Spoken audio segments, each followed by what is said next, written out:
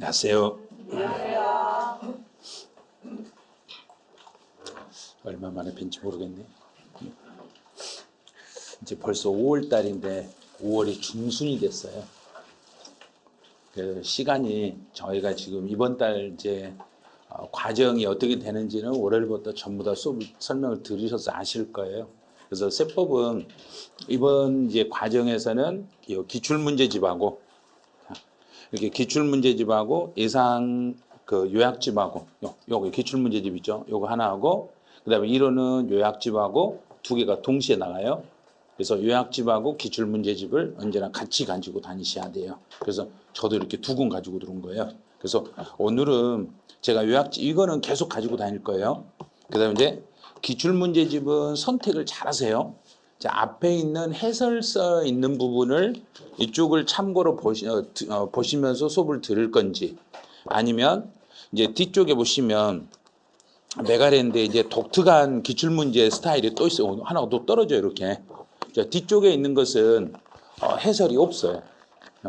해설이 없는 상태로 돼 있는 게 있어요. 그래서 왜 이렇게 만들어 놨냐면요. 그 해설을 보고 하시는 분들은 해설 보고 그냥 참고로 그냥 계속 공부를 하지 마시고 읽으세요. 해설을 읽으셔야 돼요. 그래서 그 읽으면서 그 저희가 이제 문제에다가 잘못된 것은 여기가 잘못됐어요. 밑줄 그어놓고 또 해설서에는 올바르게 바꿔놨거든요.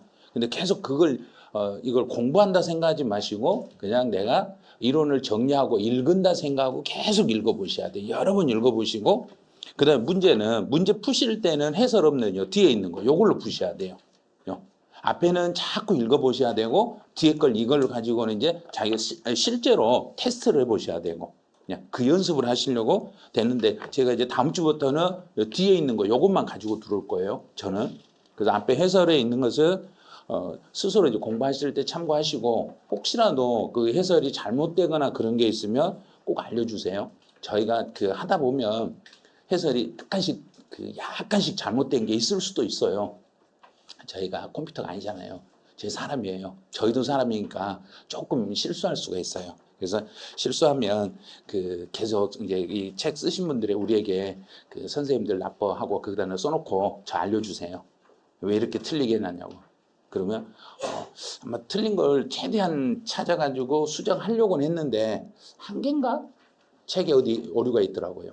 한 개인가? 제가 이렇게 처음부터 끝까지 쭉 봤을 때 오류가 하나가 또 있었어요. 그것만 이제 강의하면서 알려드릴 거예요. 그리고 이제 오늘은 이제 요약서 6쪽부터 이렇게 나가는데 제가 이제 강의를 할 때 요 칠판에 요약서라고 써져 있는 게 있으면 요약서 페이지 수를 보셔야 되고 그 다음에 이제 강의를 하다 보면 이제 몇 개만 알려드릴게요. 요약서 나오고 그다음에 이렇게 기출문제집이라고 나오면 여기에 나 있는 이 기출문제집은 해설이 없는 뒤에 붙어 있는 거 있죠. 해설이 없는 그 기출문제집 페이지수 6페이지라는 이야기예요. 앞에 해설이 있는 것 보고 하실 분들은 그냥 그대로 쭉 따라오시면 이제 순서대로 따라오시면 아마 분명히 있을 거예요. 있는데 제가 강의에 쓰는 것은 해설 없는 걸로 사용을 해서 할 테니까 그 해설 없는 거 이쪽을 가지고 참고로 해서 여기를 좀 참고로 해 주셔야 돼요. 그래서 제가 강의를 하다 보면 질문이 많이 들어요. 선생님 페이지수가 틀린데 어디를 봐야 돼요? 뭐 이런 질문이 너무 많이 들어요. 그래서 이번 달에 하실 일은 기출문제를 완전히 푸는 게 아니에요. 기출문제를 푸는 게 아니라 기출문제를 풀기 위해서 어떤 식으로 이론 정리를 해야 되는지 그걸 알려드릴 거예요. 그래서 이 문제를 풀기 위해서 필요한 게 이 부분이요. 앞부분이요. 이 과정이 전부 필요한 거예요. 이론을 정확히 알아야 기출문제를 풀 수 있는데 이제 기출문제만 풀면 무조건 점수가 몇 점 이상 나와요. 이렇게 물어보시더라고요. 그래서 사람에 따라 달라요. 근데 공부하신 분에 따라 다른데 기출문제집을 이론하고 얼마나 정리했냐에 따라서 이론 정리가 잘 되시면 100점도 맞을 수 있어요. 그런데 기출문제 답만 막 암기하시면 점수가 안 나올 수가 있어요. 또 왜냐하면 그 출제위원들은 작년에 냈던 기출문제 지문을 활용을 하는데 정답은 그대로 안 내거든요. 그래서 5개 지문이 있는데 그 5개 지문을 답만 외워가지고는 안 돼요. 기출문제는. 그래서 기출 분석 과정 이제 강의를 들으실 때 어떻게 참고하세요, 학습 방법을 어떻게 하세요 하고 제가 영상을 촬영해서 유튜브에 올려놨으니까요. 그거 메가랜드 홈페이지도 들어있고 제 유튜브도 있고 제 밴드에도 또 제가 강의 들어오기 전에 이미 다시 또 링크를 걸어놨어요. 걸어놨으니까 나중에 이제 이 기출 분석에 대한 강의를 내가 어떤 식으로 정리해야 되겠다 아직도 모르겠다 그러면 그거 참고로 한번 들어보세요. 그리고 이제 수업은 지금 시간적인 여유가 그렇게 많지 않으니까요. 바로 수업을 시작할 거예요. 바로 수업 시작하고 뭐 기출 분석 과정 어떻게 공부해야 돼 이거는 그냥 열심히 하시면 돼요. 그냥 무조건 열심히 하고 안 되면 막 지문 막 한 100번 읽으시고 막 그러면 돼요. 그러면 충분히 할 수 있어요. 그리고 안 된다는 생각만 버리고 하시면 돼요. 모든 그 공부하실 때 세법은 16문제밖에 안 나온다. 근데 세법이 어려우면 내가 다 틀려버린다. 대신에 공식법 다 맞춰버린다. 그러면 돼요. 아주 간단해요. 네? 그리고 안 되면 세법 한 번으로 내려 찍어버리면 돼요. 그러면 3문제 아니면 운 좋으면 4개까지도 맞아요. 네, 그렇게 그냥 편하게 하시라는 이야기예요. 그리고 강의를 할 때 시험에 안 나오는 것은 바로바로 패스하네요. 이제는 그 지금 이번 5월달, 6월달은 그 이론을 익히는 과정이 아니라 문제 푸는 과정이기 때문에 이제 필요 없는 것은 안 보셔도 돼요. 이제 완전히 필요 없는 것은 이거는 필요 없으니까 이거는 제끼세요. 아예 막 제낄 거예요. 자, 그럼 이제 지금부터 수업을 시작할 거예요. 수업을 시작하는데 이제 요약서 6페이지부터 수업을 시작할 거예요. 자, 요약서 6페이지의 내용은 어떤 내용이냐면 이제 세금을 구분하는 건데 이 세금을 구분하는 것은 세법에서 문제가 나오는 게 아니라 부동산 학개론에서 한 문제가 나와요. 그래서 이번에 이제 시험이 올해 이제 감정평가사 시험하고 세무사 시험하고 공인회계사 시험하고 공무원 학생들 시험이 있었는데 그 중에 세금을 구분해봐라 문제가 세무사 시험에서 한 문제, 그다음에 감정평가사 시험에서 한 문제 이렇게 출제가 됐어요. 전부 다 그건 세법 문제가 아니에요. 근데 조세 정의가 뭐냐고 이렇게 물어보는 시험은 없어요. 그래서 조세 정의는 몰라도 돼요. 조세 정의가 조세라는 게 뭐냐면 세금이라는 뜻이에요. 세금이 뭐예요? 이 말이에요. 그 세금이 뭐예요? 그러면 정부가 필요해서 걷어가는 거예요. 끝났어요. 자, 이제 조세 정의는 공부 안 해도 돼요. 자, 두 번째. 이제 조세 특징에서 이거는 완벽하게 이해를 하셔야 돼요. 2차만 하신 분들은 그냥 알았어 그러고 넘어가도 돼. 2차만 하신 분들은. 1차 하신 분들은 반드시 하셔야 돼요. 이게 지금 2차만 하신 분들은 마음 편하게 국세하고 지방세 구분은 그냥 패스하셔도 돼요. 그런데 1차 하신 분들은 이거 패스하시면 큰일 나요. 학교로 시험 한 문제 나오니까. 근데 세금이 이렇게 나와요. 국세라는 세금이 있고 지방세라는 세금이 있어요. 이제 국세가 뭐냐면 국가에서 필요한 예산을 충당하는 게 국세고 지방의 예산을 충당하는 게 지방세예요. 그럼 이제 지방자치단체가 뭔지는 그거는 공법 시간에 배우실 거예요. 자, 우리 시험에서 다음 중에 지방자치단체가 아닌 걸 골라라 이런 거 내지도 않아요. 그러니까 그냥 지방자치단체 그러면 서울이나 인천이나 경기도나 막 이런 제주도나 막 이런 게 지방자치단체다 이러면 돼요. 대한민국 그럼 어딘가요? 국가. 그럼 국가니까 국세. 대한민국 우리나라 전체에서 필요한 건 국세, 서울특별시에서 필요한 건 지방세. 그런데 그렇게 물어보는 게 아니라 이제 다음 세목 중에서 이게 국세냐 지방세냐 이렇게 물어보는 거예요. 그럼 이제 국세는 대표적인 게 우리 이제 시험에서 나오는 가장 대표적인 거 몇 가지만 익히세요. 종합부동산세라는 세금 요거 국세예요. 이거는 꼭 기억하셔야 돼요. 왜냐하면 지금부터 어제부터 신문에 우리 시험 볼 때까지 신문에 계속 날마다 종합부동산세 나올 거예요. 오늘도 아침에 오니까 종합부동산세 나왔더라고요. 네. 1주택을 가지고 실거주한 사람은 종부세를 안 내도 되게 폐지시켜야 된다. 지금부터 계속 나올 거예요. 그럼 종합부동산세가 국세인지 지방세인지를 반드시 기억하셔야 돼요. 종합부동산세는 요건 국세예요. 요거는 국가에서 거둔 세금을 종합부동산세라고 그래요. 그 다음에 이제 소득세가 있는데 요 소득세 요것도 국세예요. 그런데 소득세는 이제 살짝 여기 앞에다 이렇게 써놓으시면 돼요. 자, 이렇게. 누구의 세금이 소득세란 이야기인가요? 개인. 그렇죠. 개인들이 내는 세금이 소득세예요. 그럼 우리 개인들 우리가 번 소득에 대한 세금은 무슨 세로 내요? 그러면 이건 소득세로 내는 거예요. 그러면 여기에는 없지만 여기는 빼놨어요. 그러면 여기다가 법인이 내는 세금은 무슨 세예요? 그러면 무슨 세라고 해야 되는가? 근데 왜 뺐는가? 이유를 알려드릴게요. 여기에 법인세가 없죠. 법인세는 이제 우리 시험에서 법인세, 상속세, 증여세, 부가가치세는 세법 시험에서는 안 나와요. 세법에서는 법인세나 상속세나 증여세나 부가가치세는 시험에서 아예 안 낼랍니다 하고 공지를 해. 그러니까 우리는 아예 이거 안 나와. 그런데 부동산 학개론에서는 안 된다는 말 안 했어요. 그래서 학개론 시간에는 나와. 그러니까 여기까지는 기억을 좀 해주셔야 돼요. 그럼 이제 우리 시험은 소득세는 나오는데 소득세 그러면 누구의 세금이라는 이야기인가? 개인들. 개인들이 번 소득에 대한 세금을 소득세라고 그래. 근데 개인자는 이제 안 써도 돼. 그냥 소득세 그러면 무조건 개인들이 번 소득에 대한 세금을 소득세를 하는구나 이렇게 생각하시면 돼. 그러니까 이제 상속세는 요 세금은 무슨 세냐면 그냥 듣기만 하세요. 쓰지만 하세요 이런 건. 상속세는 누군가가 죽어버리면 내는 세금이 상속세예요. 죽었을 때 죽은 사람의 재산을 가지고 계산하는 게 상속세예요. 착각하는 게 뭐냐면 상속을 받은 사람이 계산하는 게 상속세 아닌가요? 아니에요. 죽은 사람을 기준으로 계산하는 게 상속세예요. 그런데 지금 우리 현 정부가 요거를 죽은 사람 위주에서 가져간 사람 위주로 바꾸려고 하고는 있어요. 바꾸려면 한 10년 걸릴 거예요. 그러니까 우리 올해 시험은 그런 거 신경 쓰지 마시고 상속세 그러면 이건 국가에서 걷어가는 세금이다.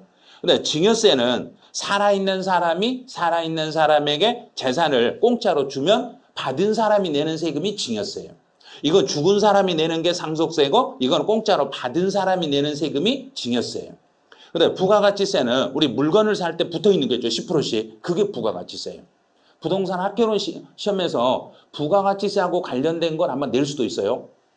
부가가치세와 관련된 거. 이번에 보니까 세무사 재정학에서 시험 문제를 출제했더라고요. 그래서 올해 부동산 1차 하신 분들은 비례세하고 초과 누진세라고 구분하는 거 그것 좀 해놓으신 게 좋을 거예요. 비례세율하고 초과 누진세율이 어떻게 차이가 나는지 소득 재분배 효과 중에서 어떤 효과가 발생하는지 요거는 부동산 학개론 시간에서 아마 배우게 되실 거예요. 그 부분은. 이제 지방세. 지방세에서 가장 중요한 게 물건을 사면 내는 게 취득세예요. 우리가 물건을 사면 부동산을 사면 내는 세금이 취득세인데 요 세금은 누구를 위해서 쓰이는 세금이라는 이야기인가? 지방. 요걸 기억하라는 이야기예요. 지방을 위해서 쓰이는 세금이 취득세예요. 그다음 등록면허세는 우리 시험에서는 면허에 대해서는 시험에 안 나와요. 면허에 대해서는 안 나오고 등록만 나와요. 등기하는 거, 이름 쓰는 거, 등기부에 이름 쓰는 거. 그래서 등록면허세도 이것도 지방을 위해서 내는 세금이 등록면허세예요. 그다음에 재산세라는 게 뭐냐면 내가 가지고 있는 재산에 대해서 내는 세금을 재산세라고 그래요. 예, 그러면 우리 시험에 세법 시험에서는 하나, 둘, 셋, 넷, 5개. 요것만 시험에 나와요. 우리 시험은. 그런데 학개론 시험은 그게 아니에요. 지방세 막 물어볼 때 이런 걸 막 물어봐요. 그러면 자동차세도 지방세예요. 지역 자원시설세도 요것도 지방세예요. 그리고 이제 종합부동산세나 소득세나 상속세나 증여세나 부가가치세는 국세. 취득세나 등록면허세나 재산세나 자동차세나 지역자원시설세는 요건 지방세예요. 그 다음에 이제 지방세는 앞에 가요. 지방이라는 글자가 들어가서 지방 무슨 세, 지방 무슨 세, 그럼 그건 다 지방세예요. 그러니까 그런 걸 문제로 내진 않아요. 앞에 가 지방자 넣어놓고 다음 중 지방세가 아닌 거 골라라 이렇게 내진 않아요. 아무리 출제위원이 그냥 거저주는 문제도 그런 문제는 안 내요. 그리고 이제 연습을 이렇게 하셔야 돼요. 계속 스스로 말로 하셔야 돼요. 내가 말을 해야만 나중에 문제를 풀 수 있어요. 말을 안 하면 절대 시험장에 가서 문제 못 풀어요. 그냥 막 이렇게 쓰기만 해요. 그러면 우리 주관식 시험 아니잖아요. 우리 객관식 시험이에요. 그러니까 이걸 가지고 이게 국세냐 지방세냐 물어보면 그래 이건 무슨 세다 내가 말하면 돼. 그럼 시험장에 그대로 보여요. 자, 그럼 한번 지금까지 배운 거 한번 정리해 보죠. 자, 소득세는 국세. 말을 하셔야 돼요. 립싱크도 안 돼요. 입만 뻥긋뻥긋 하시면 안 돼요. 실제 시험장에 가서는 진짜로 내가 말을 해야 된다니까요. 자, 그리고 소득세는 국세, 상속세, 국세, 취득세, 지방세, 재산세, 지방세, 증여세, 국세, 법인세, 국세, 종합부동산세, 국세, 자동차세, 지방세, 주민세, 지방세, 오, 안 배웠는데 알아버렸어요. 야, 이게 지방세예요. 그다음 부가가치세, 국세, 농어촌 특별세, 국세, 국세예요. 등록면허세, 지방세. 자, 이걸 조심해야 돼요. 농어촌 특별세는 농어촌을 위해서 특별히 쓰는 세금이에요. 누가? 국가가. 그렇게 보는 거예요. 농어촌은 지방에서가 아니라 국가가 돈을 받아가지고 농어촌을 위해서 특별히 쓰는 세금, 요게 국세라는 걸 주의하셔야 돼요. 요것만 조심을 좀 해주시면 돼요. 그리고 이제 국세는 다 알았어요. 저는 5월 달에 처음인데요. 그 전에 하신 분들은 너무 잘하는데 나는 어떻게 해요? 같이 하면 돼요. 같이 잘하려고 노력하시면 돼요. 그냥 나는 이제 오늘 처음인데 이러면 절대 안 돼요. 같이 그냥 해 가시면 돼. 하다 보면 나도 할 수 있겠구나 이런 생각이 드실 거예요. 자, 다시 한번 이제 한 번 더 복습을 하는 거예요. 자, 둘 중에 하나 이제 골라봐요. 취득세는 지방세, 지방세, 재산세, 지방세, 지방세, 양도소득세, 국세, 요 소득세 있죠. 소득세는 앞에가 요게 붙을 수도 있고 종합이 붙을 수 있고 양도가 붙을 수 있고 퇴직이 붙을 수 있어요. 그래서 이거는 국세, 증여세, 국세, 국세, 자동차세, 지방세, 지방세. 하요 벌써부터 축 처지신 분이 계시잖아요. 5분도 안 됐는데.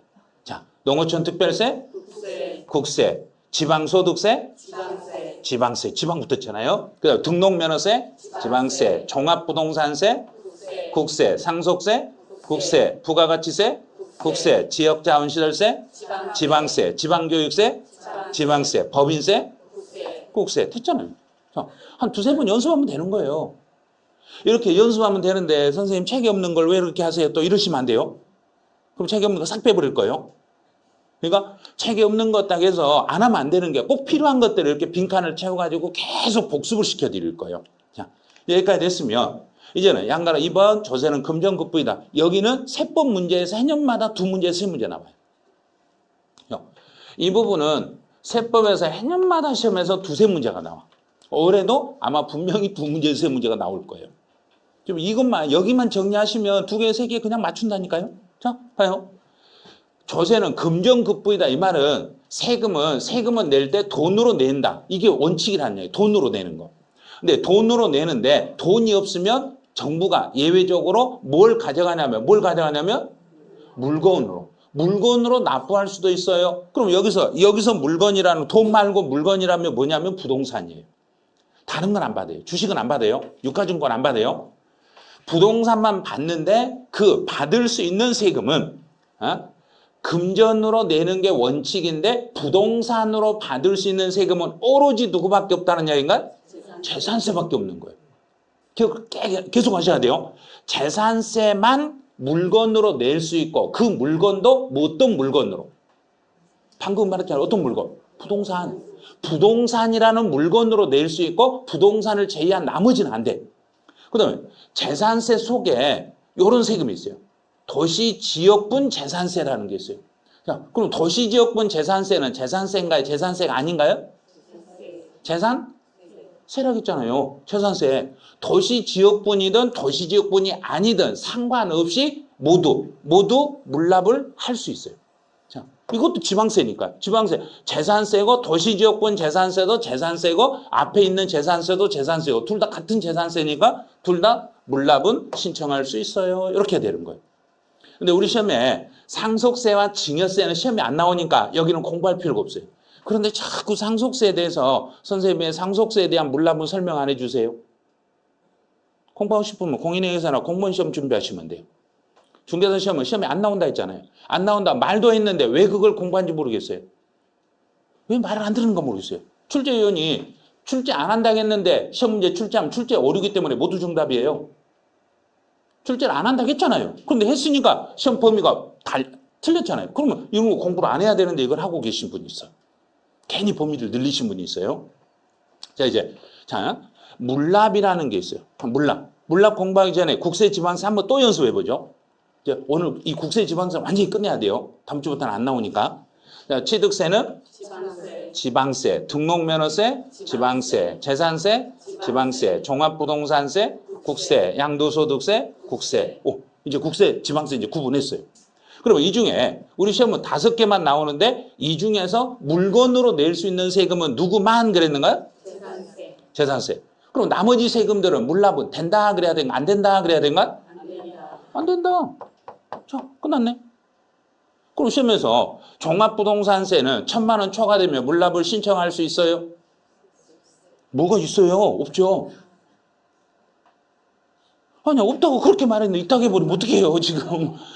이거 시험이 이렇게 나온다니까요.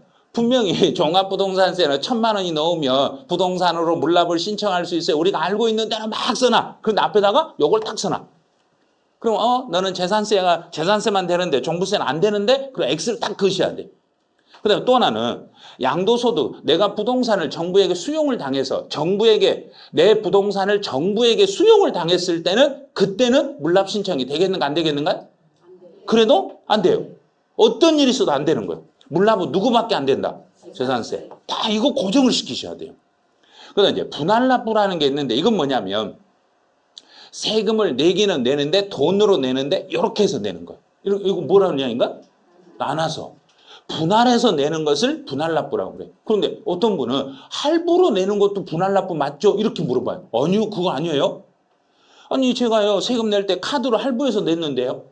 제가요, 취득세 낼 때 신용카드로 할부 몇 개월 내서 냈는데 그거 분할납부 아닌가요? 그럼 취득세 분할납부 되잖아요, 그래요. 그건 카드사 할부지. 이거 세금 분할납부 아니에요? 그건 카드사 할부예요, 카드사. 예? 아니 진짜 그거 물어보시면 진짜 많아요. 해년마다 엄청 많이 있어요. 자 이제 그럼 분할납부는 누구만 되냐면 이렇게 돼요. 재산세와 종합부동산세와 양도소득세 여기만 되고 취득세와 등록면허세는 분할납부가 안 돼요. 그럼 분할납부가 되는 건 누구만 된다는 얘기인가? 재산세, 종합부동산세, 양도소득세 이렇게 되는 거예요.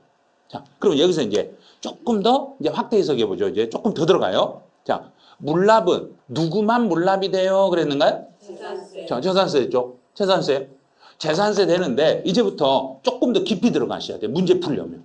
이론 정리할 때는 여기까지 안 해도 돼. 그런데 시험 문제를 풀 때는 이렇게 정리 안 하면 문제가 안 풀려요. 자, 재산세도 금액이 얼마가 넘으면 물납을 신청할 수 있고 1,000만 원 끝에 읽으세요. 잘 읽으셔야 돼요. 여기까지요. 1,000만 원 초과. 그러면 1,000만 원에 대한 재산세는 물납 신청이 되겠는가 안 되겠는가요? 안 돼요. 1,000만 초과해야 되니까. 그러면 1,000만 원을 초과할 때 물건은 어떤 물건만 받을 수 있는데? 저 끝에 있는 뭔만? 부동산만 받는데 그것도 이제 시험 문제 낼 때 어떤 식으로 되냐면 여기를 내는 거예요. 자, 올해 시험에 나올 차례가 바로 여기예요. 올해 시험에 나올 차례 저기라니까요. 그러면 재산세는 이건 국세든가요? 지방세든가요? 지방세예요. 지방세죠. 지방세니까 요 부동산을 가져갈 수 있는 정부가 자기들이 받을 수 있는 부동산은 전국에 있는 부동산이란 얘기인가? 우리 지역에 있는 부동산이란 얘기인가? 우리 지역. 자, 재산세는 지방세니까 자기 지방에 있는 그리고 자기 관할에 있는 또는 관할 안에 있는 이 말이죠. 자기 관할에 있는 뭔만 받겠다. 부동산만 받겠다. 그럼 자기 관할이 아니면 받는다는 얘기인가? 안 받는다는 얘기인가? 안 받는다. 그럼 문제를 어떻게 내냐면 관할에 관계없는 부동산으로 물납을 신청할 수 있어요? 틀렸죠. 그걸 3월달 모의고사로 제가 낸 거죠. 시험 문제 나올 수 있는 것을 모의고사 문제로 다 내드린 거예요. 관할 내의 부동산에 대해서만 물납 신청이 가능합니다. 관할에 있는 것만 가능합니다. 그런 거예요. 자, 그럼 이제 물납은 가만히 있으면 정부가 물건 주세요. 그런가? 내가 물건으로 내겠어요. 그래야 된가?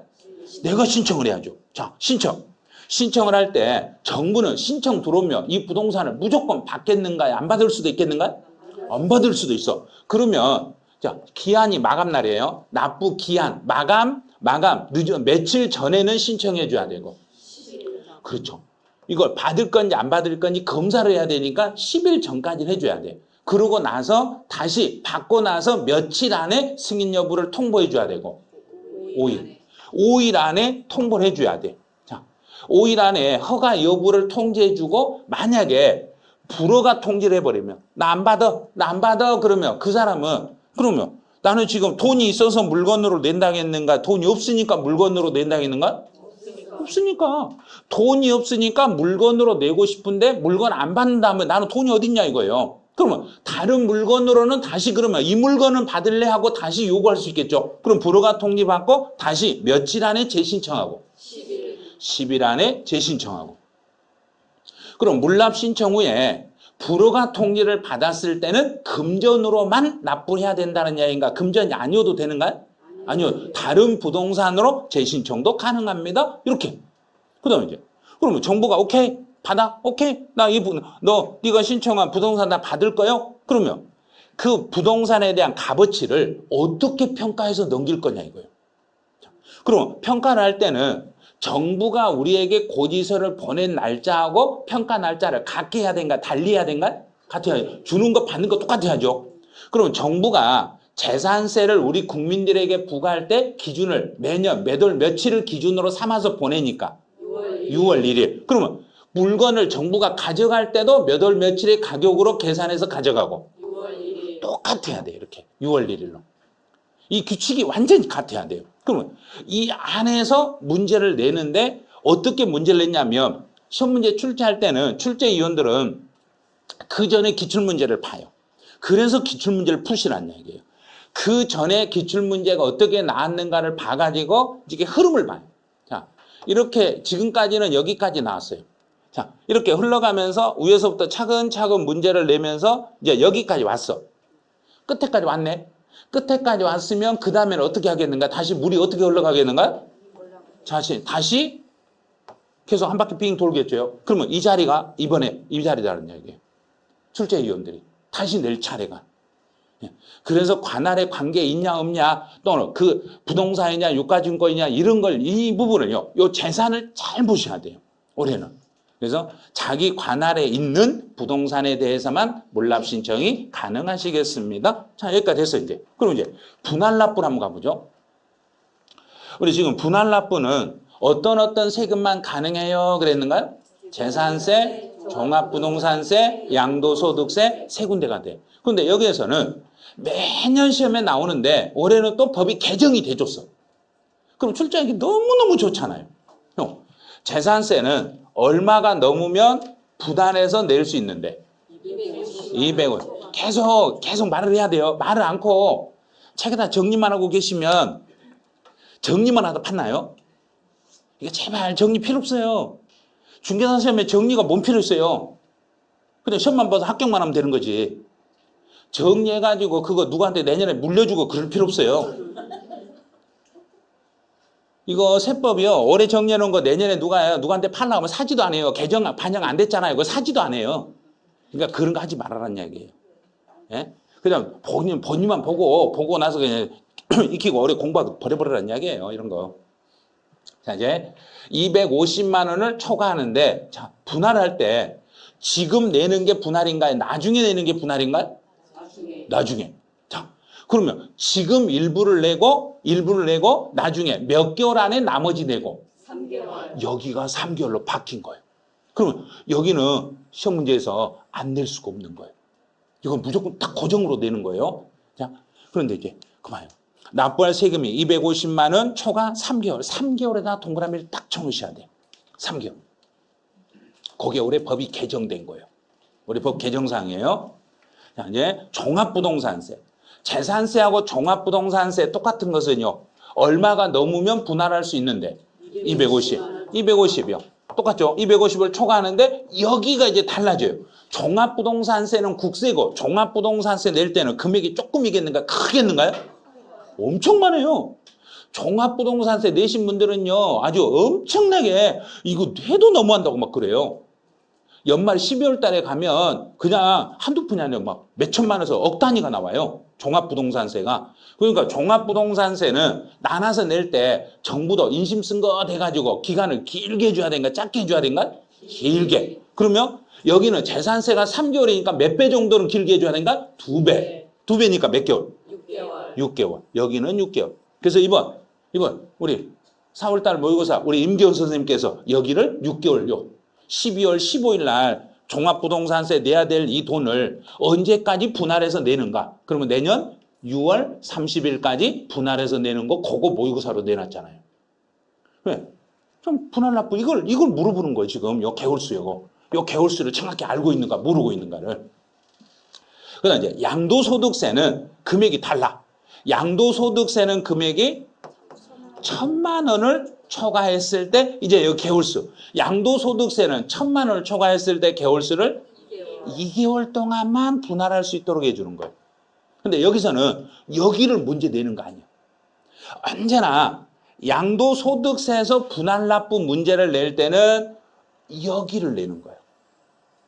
자, 이 납부할 세금이 아마 분명히 기존에 공부하신 분들 여기다 메모해놨을 거예요. 이 납부할 세금이 1,000만 원이 넘으면 예정신고를 할 때와 확정신고를 할 때 분할납부가 되는지 안 되는지 요걸 기억하셔야 돼요.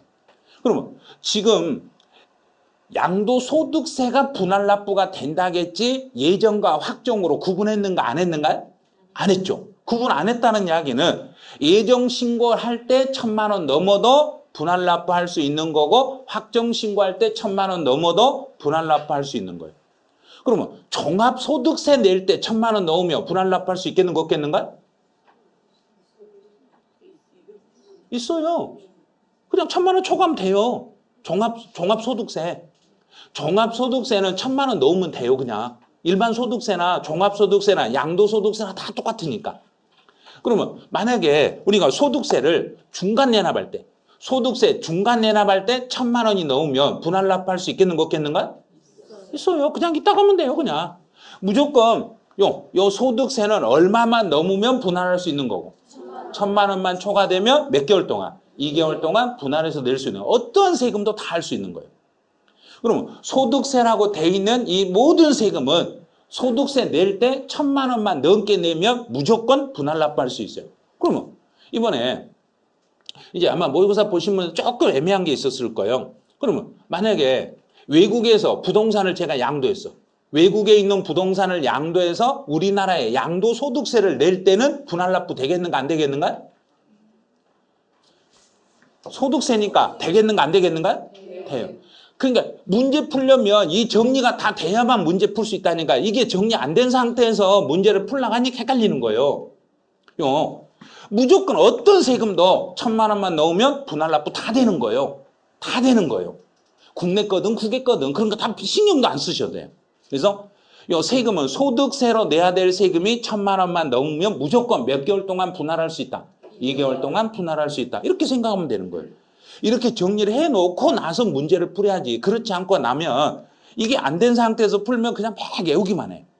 그 약간만 틀어버리면 못 푸는 거예요. 그 다음에 이제 재산세와 종합부동산세는 기준금액이 둘 다 얼마로 똑같은가요? 250으로 똑같죠. 자, 250으로 같으니까 앞에가 여기서 이제 이렇게 이제 잡는 거예요. 이게 250만 원이에요. 250만 원이 넣으면 분할할 수 있는데 앞에 기준이 250이면 중간 기점을 얼마로 세워야 되고 500. 여기를 500으로 세우는 거, 2배로. 500만 원 세우는 거예요. 그러면 양도소득세는 여기가 앞에가 기준이 얼마인가요? 1,000만 원. 그럼 중간 기점은 얼마인가요? 2,000만 원. 봐요. 금방 기억나잖아요. 앞에 여기 기준의 2배만큼을 기준으로 삼아가지고 이 사이에 있으면요. 이 사이에 있으면 앞에 걸 그대로 읽어. 250만 원 초과액을 분할할 수 있고. 만약에 500이 넘어버렸어요. 그러면요. 넘어버렸어요. 그러면 그 세금 중에 2분의 1. 2분의 1. 그러면 예를 들어서 재산세나 종합부동산세로 400만 원 나왔어요. 400만 원 나왔어요. 그러면 얼마가 기준이 안 넘었으니까. 500이 안 넘었으니까 얼마 초과액을? 250만 원 초과. 그러면 400에서 250 빼니까 얼마? 150을. 재산세는 몇 개월 동안? 3개월. 종부세는? 6개월. 그 삑사리나게 하지 마세요. 자, 종합부동산세는? 6개월. 왜냐하면 저는 상관이 없는데 동영상 회원들이 헷갈려하니까 제발 그러지 마시라는 거. 예? 동영상 회원님들이 제발 틀리신 분 제발 입 좀 다물게 좀 만들어주세요. 막 그래요. 예? 근데 어쩔 수 없어요. 그거는. 하다 보면 그럴 수도 있는 거예요. 그러니까 전부 다 서로 이해를 해 주셔야 돼. 자, 그럼 이제 양도소득세는 이제 여기서 앞에가 1,000이면 중간 기점은 얼마라고? 2천. 그러면 여기서 1000에서 2000 사이가 되면 그대로 앞에 걸 그대로 읽어. 1000만 원 초과액을. 그러면 작년 시험에서 1600이 나왔어. 예정신고로 납부할 세금이 1600이면 얼마는 분할할 수 있다는 이야기인가? 600만 원. 몇 개월 동안? 2개월 동안. 바로 그게 시험 문제라는 이야기예요. 그 다음에 만약에 이제 시험 문제에서 3800이 나왔다. 그러면 3800이 나오면 얼마를 넘었으니까? 2000이 넘었으니까 그 중에 얼마면? 2분의 1이니까 1000? 자, 3600 그러면 여기다 반띵하면 돼. 1로 나눠버리면 되죠. 1800 그냥 나누면 돼요. 안 되면 계산기로 그냥 나눠버리라는 이야기예요. 2000 넘으면 2 나누기 2 해버리면 되고 2000이 안 넘었으면 1000만 원 빼버리면 되고 1600이면 1000 빼니까 600, 1500이면 1000 빼니까 500 이런 식으로 이렇게 계산하시면 돼요. 그러니까 이 내용을 가지고 여기에서 시험 문제가 해년마다 3문제가 나와. 여기서. 근데 물납에서 하나, 여기서 3개. 그럼 다 해서 4개 맞추는 거예요. 한 분은 찍는 것보다 이거 공부해서 4개 맞춘 게 낫겠죠. 여러분 그렇게 나와요. 자, 그럼 여기까지 정리가 다 되셨으면 이제 시험 문제가 이렇게 기출문제가 이렇게 나온 거예요. 그럼 이 기출문제를 푸실 때 무조건 기출문제를 푸는 게 중요한 게 아니에요. 요 문제를 가지고 그 다음에 예상되는 문제가 무엇인지를 찾아내셔야 돼요. 그걸 찾는 거예요. 이제 여기서는 물납과 분할납부가 둘 다 가능한 것을 찾아라 그랬어요. 그럼 이제 여기다 이제 찾아볼게요. 자, 물납하고 분할납부가 둘 다 가능한 것을 찾아봐라 그랬어요. 그럼 종합소득세네. 종합소득세는 물납은 되는가 안 되는가? 물납은 무조건 안 돼. 분할납부는? 돼요. 돼요. 그 다음에 종합부동산세는 물납은 되는가 안 되는가? 안 돼요. 분할납부는? 돼요. 취득세는 물납도 분할납부도 안 돼요. 근데 도시분이든 도시분이 아니든 재산세니까 물납은 돼요. 분할납부도 돼요. 그다음에 지역자원시설세 이게 문제예요. 지역자원시설세는 재산세 고지서에 병기에서 고지가 돼요. 여기서 병기라는 것은 나란히 기록된다는 거예요. 재산세 고지서에 한 장의 고지서로 나오는 거예요. 그러면 한 장의 고지서로 나올 때 재산세가 분할해서 나오면 지역자원시설세는 그대로 100%가 나오겠는가? 분할해서 나오겠는가? 분할해서 나와. 그러면 재산세가 100% 나오면 지역자원시설세는 분할해서 나오겠는가? 100% 나오겠는가? 100%. 요걸 잘 생각하셔야 돼. 그래서 법에도 지역자원시설세는 재산세에 따라서 이렇게 돼 있어요. 재산세가 분할이 되면 지역자원시설세도 분할되고 재산세가 분할 안 되면 지역자원시설세도 분할이 안 돼. 그러면 여기는 소방분 지역자원시설세를 물납은 절대 안 돼요. 물납은 재산세가 물납이 된다고 해서 요거 물납 되는 게 아니에요. 오로지 우리가 배우는 세금 중에서 물납은 누구밖에 안 된다. 재산세. 딱 그거 고정하셔야 돼요. 재산세, 고지세 나란히 붙어있다고 해서 그 세금들은 물납 안 돼요. 그건 돈으로 내야 돼요. 그 다음에 소방분 지역자원시설세는 재산세가 분할 납부되면 자기도 할 수 있어. 그러면 여기는 세모예요. 동그라미가 아니라 세모예요. 그러면 시험 문제에서 지역자원시설세는 분할 납부된다. 이렇게 시험 문제 내면 그건 출제 오류. 재산세에 따라서 지역자원시설세가 분할 납부될 수도 있고 안 될 수도 있어요. 근데 강의하신 분들이 지역자원시설세는 무조건 분할 납부돼요 이렇게 강의해버리신 분이 있어요. 큰일 나요 그거. 그래서 지역자원시설세는 자기 스스로 고지서가 새로 나온 게 아니라 재산세 고지서에 이렇게 붙어서 한 장의 고지서로 이렇게 나란히 나오니까 재산세가 분할이 되면 너도 분할해서 나오고 재산세가 전액이 나오면 여기도 전액이 나오고 그래요. 그러니까 지역자원시설세는 시험 문제 출제가 안 돼요. 그러니까 따로 지역자원시설세 뭐 분할납부 이거 따로 뭐 공부하려고 하지 마시고 그냥 재산세하고 따라간다. 그런데 물납은 누구밖에 안 된다.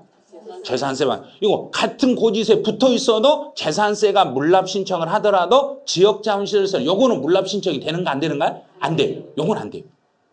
그래서 시험 문제 나오면 이렇게 문제를 낼 수도 있고 또 여기서 어떻게 낼 수도 있냐면 다음 세금 중에서 국세이면서 분할납부가 되는 거 골라라. 이렇게 낼 수도 있어. 그러면 국세이면서 분할납부가 되는 것은 여기 2개.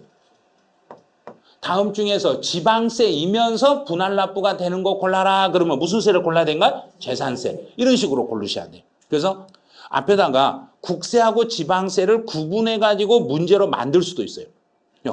지금은 단순히 물납과 분할납부를 찾아라 이런 문제만 출제되는데 여기에서는 지금 이 부분을 알고 있는가를 물어보는 거예요. 도시 지역분일지라도 물납은 가능해요? 요거 물어보는 거예요.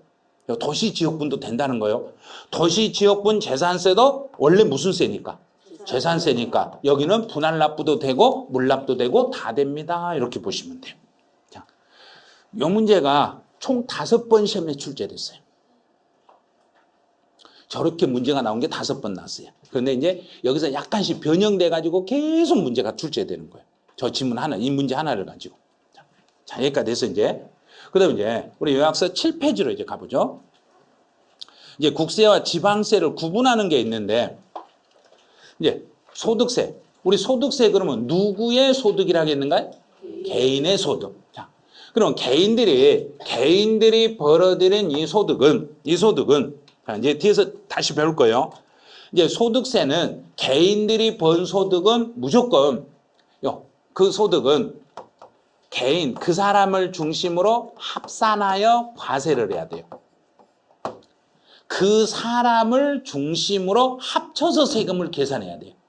합산해야 되는데 합산하려면 오늘 것 합산할 건지 아니면 이번 달 걸 합산할 건지 이번 연도 걸 합산할 건지 그럼 정부 입장에서는 세금을 걷어갈 때 국세고 소득세는 국세고 그러면 전국에서 벌어들인 그 사람이 벌어들인 모든 소득을 합쳐서 세금을 걷는데 거기를요 기간을 정해놨어요. 기간을 정해놨어요. 근데 소득세 합산 과세할 수 있는 기간을 우리 이름을 뭐라고 써놨는가? 과세 기간. 여기서 과세 그러면 요 세금은 무슨 세 과세하기 위해서? 소득세. 소득세를 계산하기 위해서 기간을 정해놨는데 요 기간은 매년 1월 1일부터 12월 31일까지 1년으로 기간을 정해놓은 거예요. 그러면 1년치를 뭐 해서 합산하여 누구를 중심으로? 누구를? 개인, 한 사람. 그러면 나와 배우자는 같은 사람인가요? 다른 사람인가요? 다른 사람이죠. 나와 배우자는 다른 사람이기 때문에 내 소득과 배우자 소득은 합쳐서 계산한다? 따로 계산한다?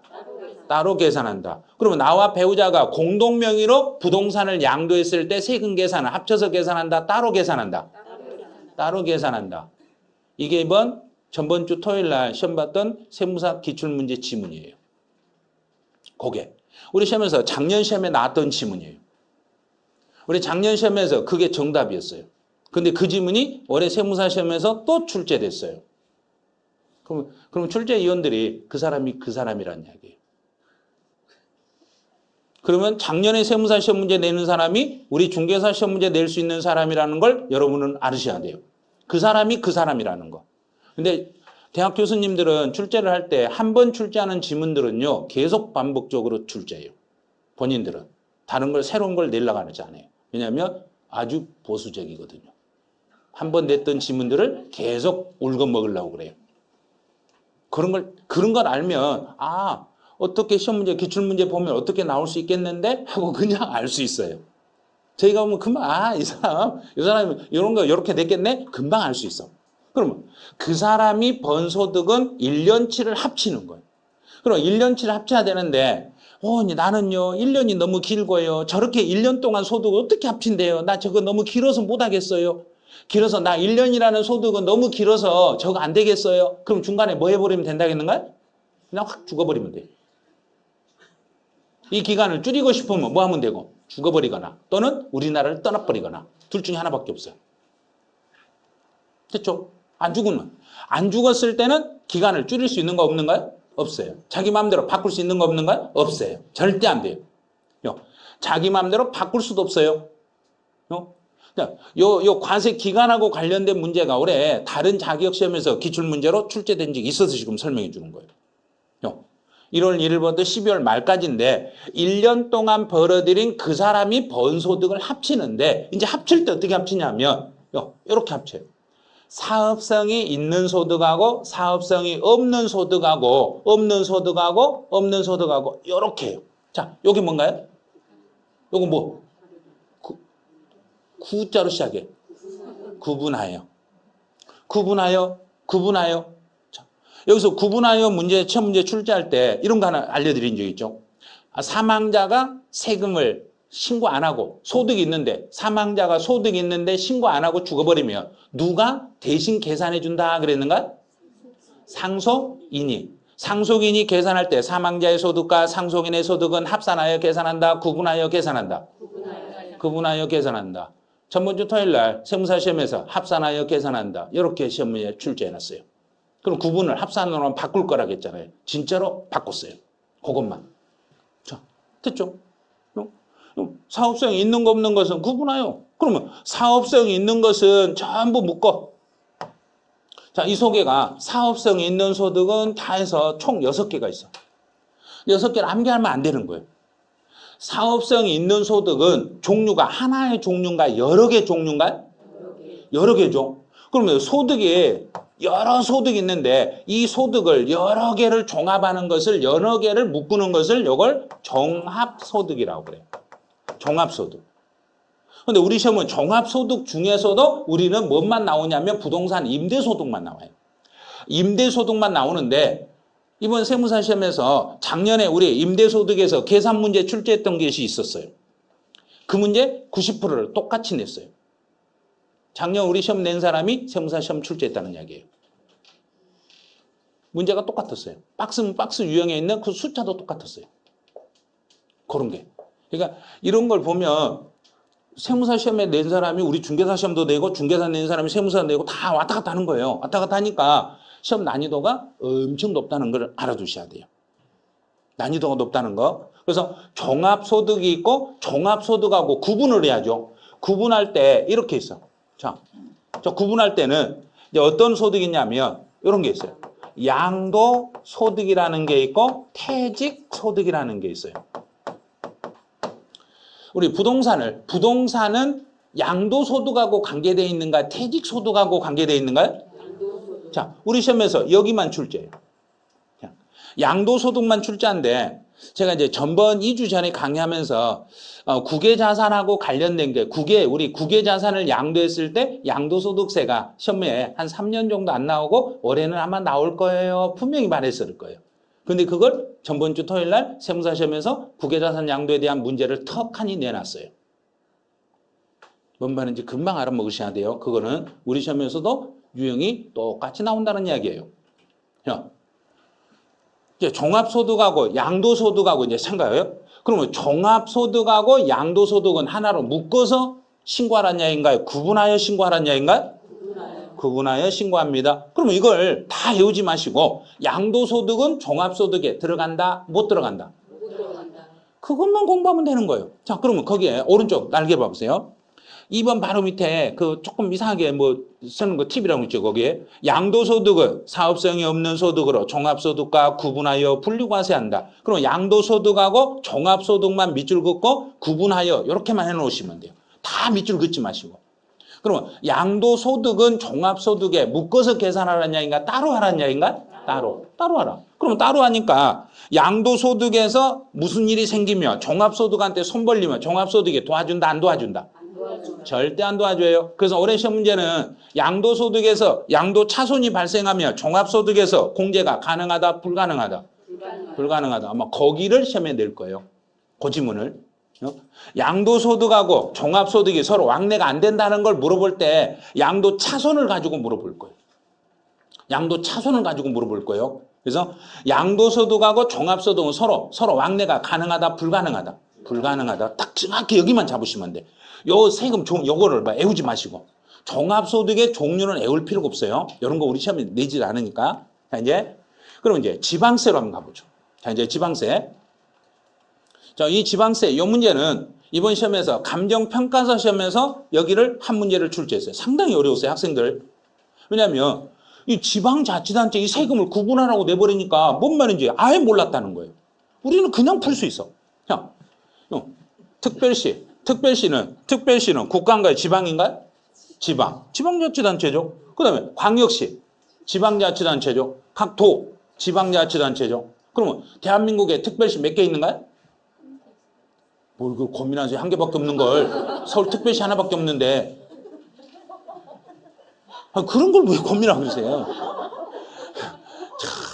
그 다음에, 그러면 대한민국에 광역시는 총 몇 개가 있는가요? 6개. 자, 이제 6개나 했으니까 찾아보죠. 자, 어디서부터 해서 그냐면 인천부터 가봐요. 인천, 대전, 대구, 울산, 부산, 광주. 됐죠? 끝났어요. 자, 그럼 우리나라 도, 제주도를 제외한 나머지 도, 몇 개 도로 구성되어 있는가? 8도 유람하세. 그러면 돼요. 아니, 그냥 우리 하청일 서수남 아저씨하고 유람만 뭐 하시면 돼. 예, 8도를. 그럼 이제 시험 문제는 이걸 내는 게 아니라 우리 시험은 여기를 내는 거. 여기에 채워 넣는 거. 자, 그럼 이제 취득세는 우리 이제 암기된 거 있죠. 취득세는 특광도. 자, 계속 이것만 연습하는 거예요. 그 다음에 등록면허세는 서울에서는 9, 광역시에서도 9, 도에서는 도. 그러면 이제 뒤에서부터 읽어봐요. 등록면허세는 도 9. 그 다음에 재산세는 서울에서는 9, 광역시에서도 9, 네, 도에서는 시, 군. 여기서 뒤에서부터 쭉 앞으로 가봐요. 재산세는 시, 군, 구. 됐죠? 이번 시험에서 이제 시험 문제 문제에서 다음 중에 그 각 세목의 구분이 잘못된 거 골라라. 엄청나게 어려웠어요. 그 학생들 시험에서는. 감정평가사 시험에서 이걸 못 풀어요. 풀 수가 없어요. 우리는 그냥 기본으로 풀 수 있겠죠. 풀 수 없는가요? 풀 수 있을 거예요. 아마 분명히. 이 연습만 하면 취득세는 특광도, 등록면허세는 도구, 재산세 시군구. 요것만 연습하시면 돼요. 그리고 그 표를 오른쪽 날개 제일 끝에 제일 하단에다가 메모해놨어요. 취득세는 특광도, 등록면허세는 도구, 재산세는 시군구. 그럼 또 질문이 뭐가 들어오냐면 등록면허세에서 도구라는데 뭔 도구예요? 뭐 홈이에요? 삽이에요? 낫이에요? 막 이렇게 물어봐요. 지금 뭔 소리 하는 거예요, 그래? 도는 여기요. 경기도, 강원도, 그 도라는 이야기예요. 그다음에 그러면 구는 뭐예요? 그러면 구는 인천에서 무슨 구, 서울에서도 무슨 구, 예를 들어 강남구, 서초구, 종로구, 그 구에 대한 세금, 구청의 예산으로 쓰는 게 등록면허세와 재산세라는 이야기예요. 서울특별시 예산으로 쓰는 것은 취득세. 그러면 인천광역시 예산으로 쓰는 것은 취득세. 경기도 예산으로 쓰는 것은 취득세와 등록면허세. 각 시군의 예산으로 쓰는 것은 재산세. 그러면 예를 들어서 경기도 수원시 예산으로 쓰는 건 재산세. 이런 식으로 해요. 시군의 예산이니까. 근데 여기가 공부하기가 진짜 까다로워요. 그러니까 공부하실 때 딱 3개만, 취득세, 등록면허세, 재산세만 가지고 취득세는 특광도, 등록면허세는 도구, 재산세는 시군구. 이것만 계속 반복을 하셔야 돼요. 그 지방세 표를 공부하시면 안 돼. 이 표를 다 공부하시면 우리 시험 문제 풀 수가 없어요. 그러니까 딱 3개만, 중개사 시험에 3개만 가지고, 이 3개만 가지고도 모든 문제를 다 풀 수 있어요. 요 3개만 딱 연습을 해주시면 돼요. 자, 그럼 이제 다시 이제 마무리 연습할게요. 자, 칠판만 보고 마무리 연습해 보세요. 취득세는 지방세, 등록면허세, 지방세, 재산세, 지방세, 종합부동산세, 국세, 양도소득세, 국세.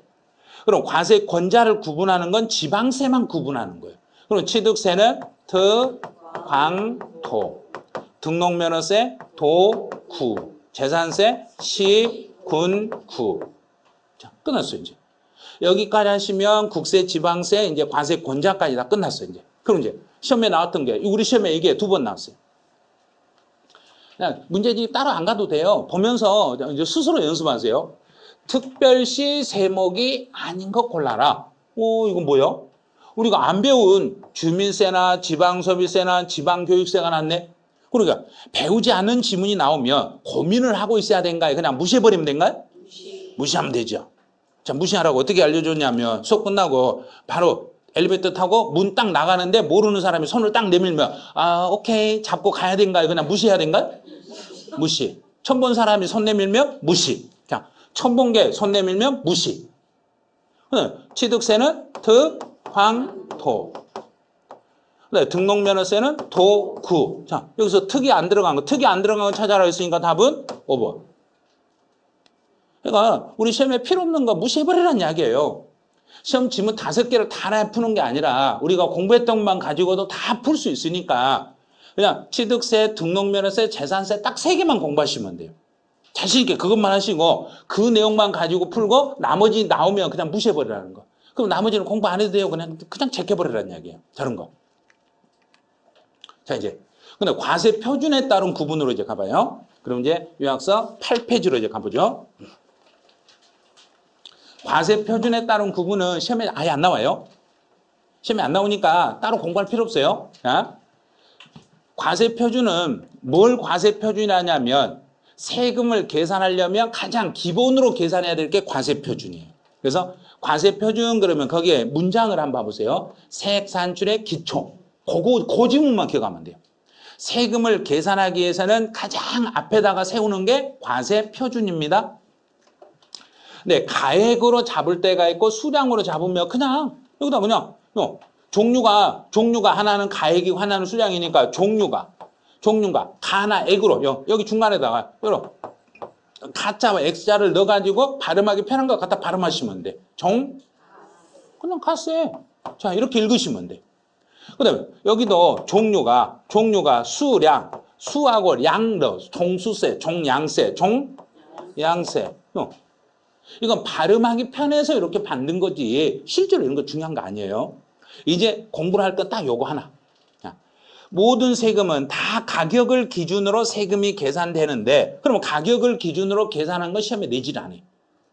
그런데 수량을 기준으로 하는 거 이 중에서 책 안 보고 하세요. 자, 수량을 기준으로 하는 거 이 중에서 누구는 수량을 기준으로 할 수 있겠는가요? 그렇죠. 등록면허세만 수량으로 계산할 수 있는 거예요. 나머지는 수량으로 할 수 있는 건 없어요. 등록면허세만 수량으로 하는데 1건당. 1건당. 자, 한 건. 등록을 할 때 한 건 이름을 쓸 때 이름 한 번 쓸 때마다 얼마씩을 내냐면 6,000원. 자, 6,000원을 내시면 돼. 그런데 이번에 이제 4월달 모의고사에서 이렇게 한번 이걸 냈을 거예요. 만약에 6,000원 미만이면 안 받는다 해야 되는가? 6,000원을 받는다 해야 되는가? 6,000원 받는다. 왜냐하면 등록면허세는 종이값이 필요하잖아요. 종이값. 그러면 등기를 해줄 때 종이값은 아무리 금액이 적어도 최소 얼마를 받아야 되고 최소 6,000원을 받는 거예요. 그래서 문제 내면 이런 걸 내는 거예요. 그래서 여기서 1건에 대해서 6,000원씩 물리는 것은 말소할 때. 그럼 말소는 자 여기서 제가 요 가액을 말소를 시켜볼게요. 자 말소 됐죠? 잉크 많이 들어갔는가요? 얼마 안 들어갔는가요? 얼마 안 들어갔죠? 이렇게 두 줄 그어놓고 얼마 달라는 소린가요? 6,000원 달라는 소리.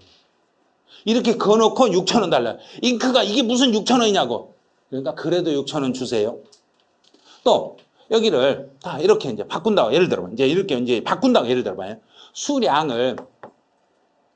수령으로 바꾼다고 봐요. 이렇게. 그럼 이렇게 글자 이렇게 바꾸면 잉크도 많이 조금 들어가는가? 조금. 이게 지목 변경이라는 얘기예요. 이름 명칭 바꾸는 거. 이렇게 이름을 바꿔놓고 얼마를 요구한다? 6,000원. 그럼 이제 그것만 기억하면 돼요. 그럼 왼쪽 날개를 봐보세요. 왼쪽 날개 보시면 등록면허세, 종량세 동그라미 쳐놓고 거기에 가로에 글씨 써놓은 거 그것만 한번 읽어보시면 돼요. 뒤에서 또 할 거예요. 등록면허세에서. 말소 등기나 지목 변경 등기는 한번 할 때마다 얼마씩 요구한다는 얘기인가요? 6,000원씩 요구를 하겠습니다. 이렇게만 보시면 돼요. 자, 그럼 이제 여기는 끝났어요. 이제 재산의 기속에 따른 분류는 너무너무 중요해요. 중요하니까 10분 쉬었다 가야 돼. 잠시만 쉬었다가 10분만 쉬었다 진행을 하죠.